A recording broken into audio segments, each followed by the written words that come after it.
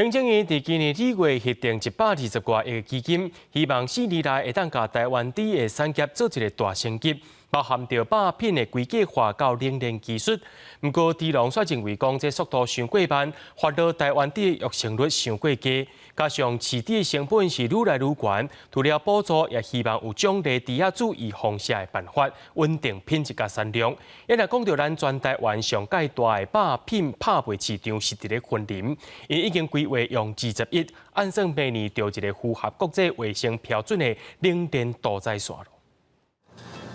现在帮你现冲的是现冲小里脊，就是我们店内的我不是牛肉汤，它使用的是全程冷链的新鲜小里脊肉。甲控好的猪大骨汤倒入碗内底，温体摇来肉是着熟啊，入嘴唔那无咸味，肉质甜，阁好食。昆林这间猪肉观光工厂坚持用友善养饲的猪仔，而且对屠宰、分切、运送到料理拢低温配送，全程拢下 HACCP 国际卫生标准。未来4年，台湾猪的产业也要对国际脚步提升冷链技术，全面转型。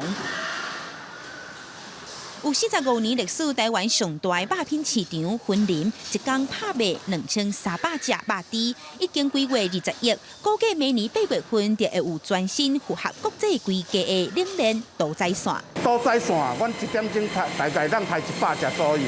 当我若规个拢改建好势的话，我们的效能每个小时至少可以屠宰250头以上，节省2/3的时间啦。好，包括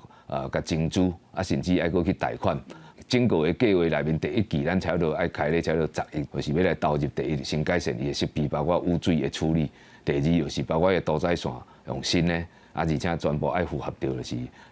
HACCP。在拍卖市场买20多年猪肉的承销商肯定冷链设计，表示未来若看倒体，要是会当看出猪斑袂有问题。也讲台湾猪确实有野受食肉种的议题，行情变好。去年的时阵，全国的牌价超66啊，这个牌价全国拢超伫个76加10块啦。自从这个来自了，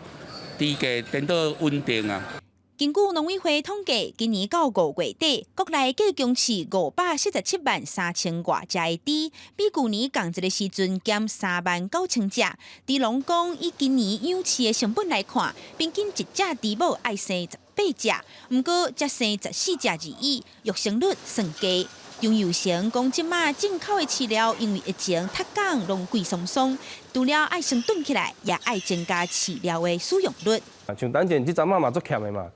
顶个月几乎台湾都只有人买得到的，所以像我等阵这嘛是拢一栋的。就我们的库存已经抓到说，尽量抓到3月或4月为止，因为后续再怎么涨，咱都唔知。杨友成理事长表示，伫咧冷链技术完成进前，奖励替猪仔做疫苗的经费，约果有辅导小场转型，提升养饲的品质，这是对因上界直接的帮助。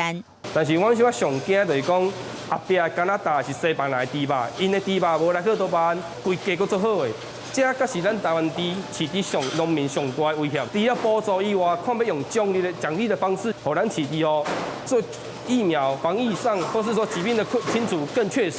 云林县农业处表示，即马全国计供6300多场的猪场，小型的饲200只以下的超过35%，有能力会当直接升级转型的大型猪场，简单8%多。猪农呼吁政府100亿基金的规划甲细节就爱集成，若无要拼4年来转型，恐惊真有难度。记者阿明金正派文，云林报道。